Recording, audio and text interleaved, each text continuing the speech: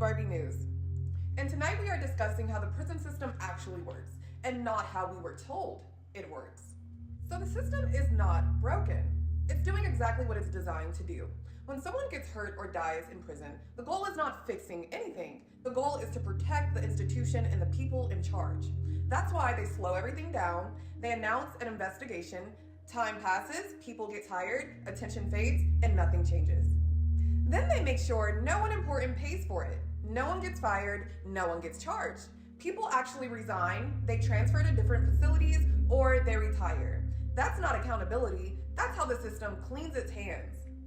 Next, the harm or the death gets rewritten as a bad inmate, understaffed, training issues, budget problems, or procedure was followed. That language isn't explanation, it's cover. Lawsuits don't stop this either, because qualified immunity protects their careers. So this is designed so the system can hurt people, pay money, and deny wrongdoing and keep moving. That way, injury and death just becomes operating cost.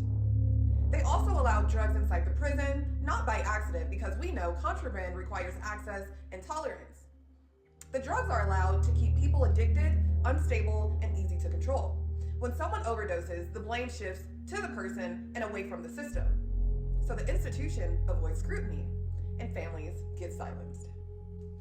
So the system also benefits from giving out long terms, because life sentences means bodies that don't leave, and that equates to free labor. The court accuses the state of Alabama of denying parole to incarcerated people in order to use those inmates for free labor. According to the plaintiffs, it amounts to, quote, modern-day slavery. In the 126-page filing, the plaintiffs named several state agencies, but also some city governments, including Montgomery and Troy. The lawsuit claims the state, and by extension, cities and even private businesses, stand to gain financially from the labor of ADOC inmates. The plaintiffs say the 2023 alone, Alabama will use its inmate population to obtain an economic benefit of $450 million. Since 2018, they have grown this forced labor system by replacing evidence-based parole decision-making with a highly discriminatory parole system that favors white people over black people for release at a rate of 2 to 1.